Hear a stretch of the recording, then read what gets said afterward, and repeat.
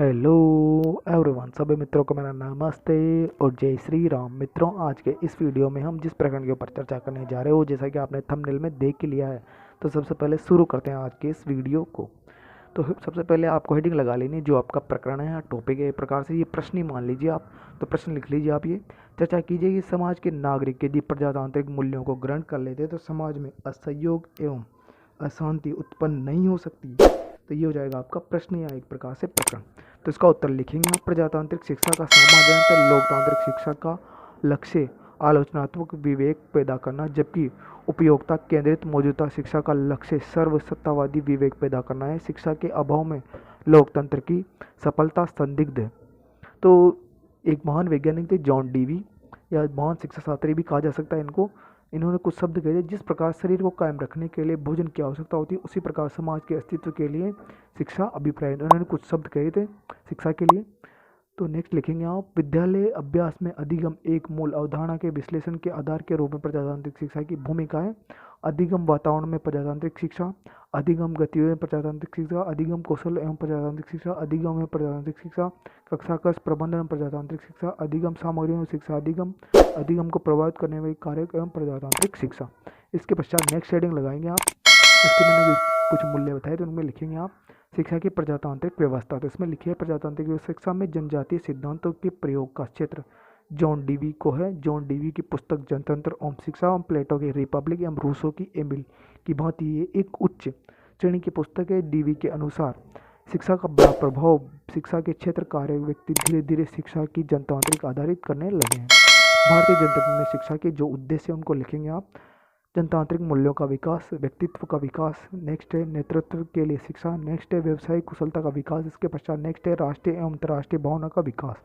Next heading आती है आपकी सामाजिक दृष्टिकोण का विकास। तो इसमें लिखेंगे प्रजातंत्र में शिक्षा का एक महत्वपूर्ण उद्देश्य व्यक्ति में सामाजिक दृष्टिकोण का विकास करना है। इस उद्देश्य में सामाजिक साझेदारी, रुचियाँ, सामाजिक प्राणी बनने के लिए भावना, सहयोग, सामाजिक एवं आर्थिक प्रश्नों का निर्णय करने की भी योग्यता आती है। इसके पश्चात नेक्स्ट हेडिंग आती है, आप इसके अंदर लिख सकते हैं नेक्स्ट, वो है आपका आत्मनिर्भरता, सहयोग व सामाजिक भाव का विकास होता है।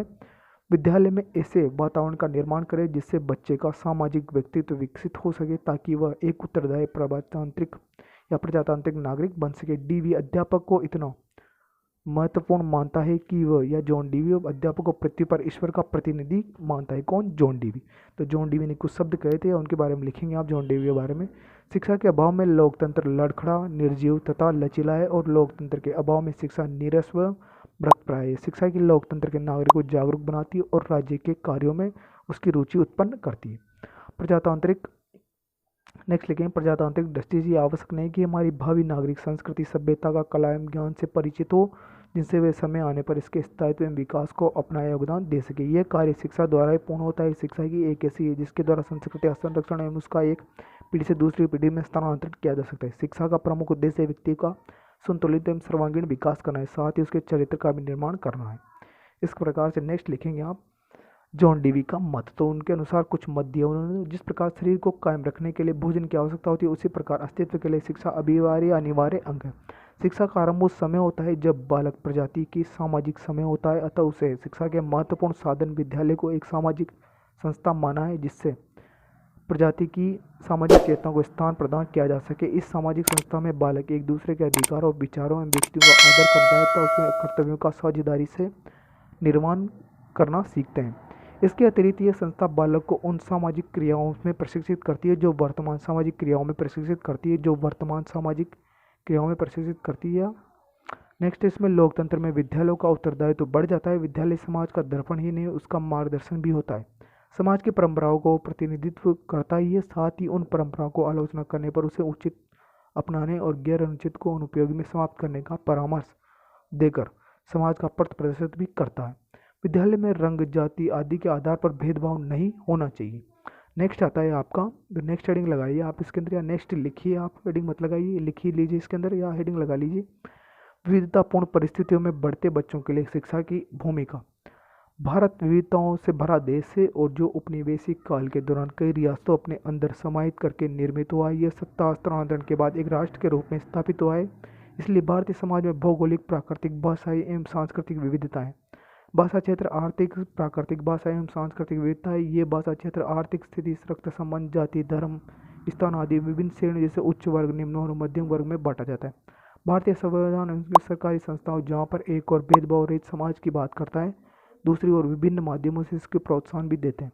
उदाहरण के लिए आपने देखा होगा कि सरकार के खाद्य एवं आपूर्ति विभाग द्वारा नागरिकों को 4 प्रकार के राशन कार्ड जारी किए गए।